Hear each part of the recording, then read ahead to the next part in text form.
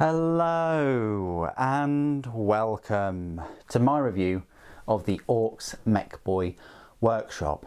This kit will set you back £30. It's the same price as all of the other buggies, which is great. It's an easy way of remembering all of the prices for the buggies and the war trike, of course. It's one of the cheaper scenery kits for the factions. What we'll do is we'll look at the detail of the model, we'll go through some size comparisons, and then we'll go through the rules, because there are rules for this fortification for orcs.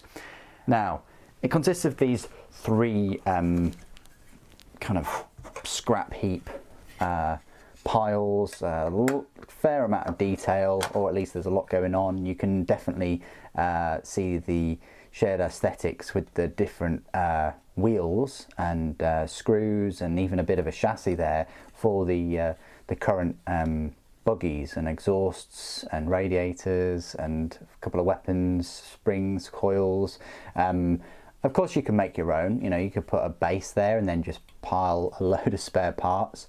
But yeah, I think there's quite a lot to take away from these. The kit is made in China, so it is the harder, cheaper plastic compared to the normal GW kits.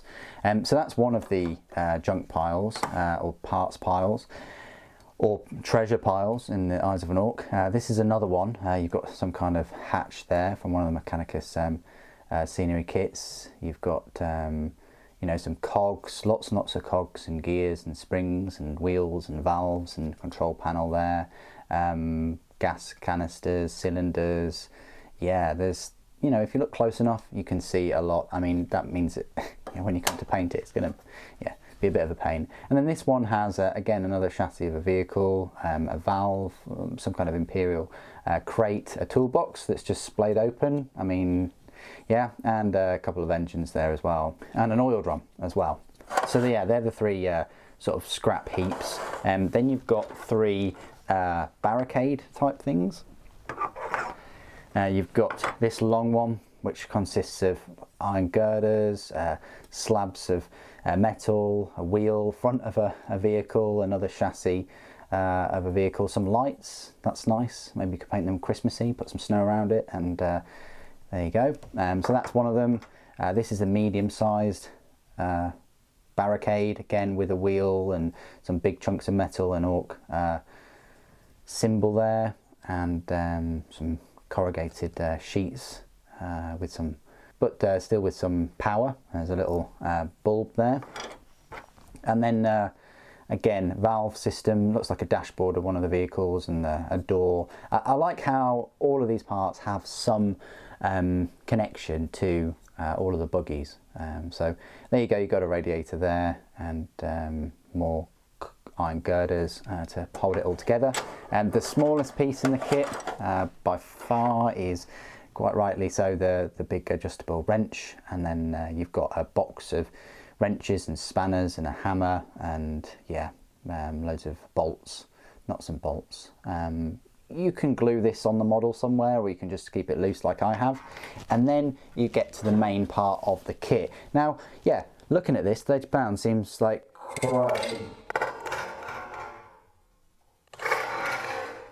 like quite a good deal when you think about how many, you know, parts you get with this. Look at this workbench, absolutely amazing. You've got everything from some gas, some oil, workbench tools like a drill, spanners, pliers, saws, and a hand drill as well. You've got a vise. You've got the different parts over on the right hand side. Wouldn't it be cool if someone made this, but, you know, altered the tools and put miniatures on and have it as an orc miniature workstation? You've got these power cup links, I think, or transformers. You've got loads of wheels. I think that's cool. A nice homage to Mad Max, where they go and grab the wheel and then put it into the buggy and go ahead. You've got these parts, which are supposed to be loose, I guess. You could put them on the workbench, but I've glued them in place. I didn't want them going missing. But you've got this buzzsaw type thing, and you've got this electric drill with a massive drill bit in there, and then also you get this claw, which is movable. and I don't think I glued it in, but it, oh, you can turn it, and I think it'll just pop out. There you go. So you don't have to have that on there. It's going to look a bit odd with that keyhole plug bare, but yeah, it's nice that you get this. I originally thought that this piece, which we'll go on in a moment, could move up and down, and yeah, technically it can, because you can change the look and feel of this, and you can have it on the inside of the workshop, or you can have it on the outside. But again, this engine is completely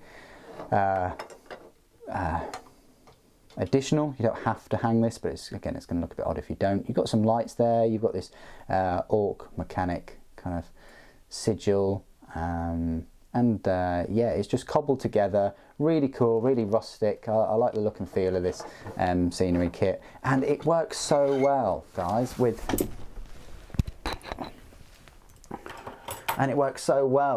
lots of other. You know, it works really well with the buggies, having a buggy nearby. It works well with the mechs, specifically this mech, if you chose the spanner option, but even him chilling about there goes really well.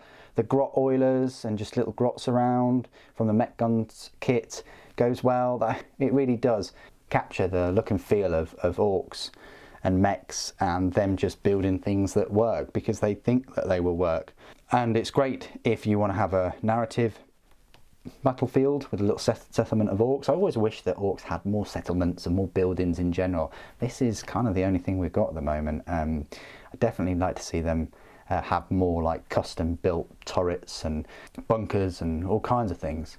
But yeah, really, really awesome. Gets the look and feel of orcs tremendously well, and is awesome if you're doing a armies on parade where you have to have a load of orcs in the workshop building vehicles and tanks and trucks. And speaking of which, let's just throw in a truck. So we've got a truck, we can just have a truck pull up outside of it. I mean, it works so well with any of the orc vehicles, because everything of course looks like it's just bolted together. At this point we might as well look at the size comparisons. So I'll put my knob on the table and show you how big it is compared to this scenery kit. Yeah, I mean, you sort of got the idea from the mech. If we put the war boss there and the little Gretchen, okay. But yeah, that's the size of this workshop, Orkshop. You know, the barricades, pretty decent. These, you can have these as scenery items around it, and have like a little enclosed area for orcs. Just works really well. Really impressed with it. And final size comparisons I like to make is just with the Space Marines and the Imperium stuff. So we've got the Legacy Space Marine, Slime Marbo, and a Primaris. I don't think you can really see that because I've gone a bit too far with this, but yeah, compared to the largest barricade, there you go. Hides them quite well, even the Primaris. So that gives you an idea of just how big the workshop is. And now you've made it to my part of the review where I will go through all of the rules for the Mekboy Workshop. It is a fortification, like I mentioned. It's a power points cost of a 4 and a points cost of 80. Yeah, I like the fact that it's on this side of the 100 points. I like that it's on this side of the 100 points for a fortification, so 80 points, not too bad. It's got a load of abilities. It's classified as a single model and has a number of abilities. So the first one is Ork Structure. After it is set up, a Mekboy Workshop is treated as a terrain feature. It cannot move for any reason. It is not treated as a friendly or enemy model and cannot be targeted or affected by any attacks or abilities. Fantastic. So once it's on the board, it's on the board. It's not going anywhere. You can't blow it up. It's there. Mech's Grabbing Claw. At the start of the fight phase, before any units have been chosen to fight, one Ork infantry unit from your army that is within 1 inch of this model can operate the Mekboy Workshop's Grabbing Claw.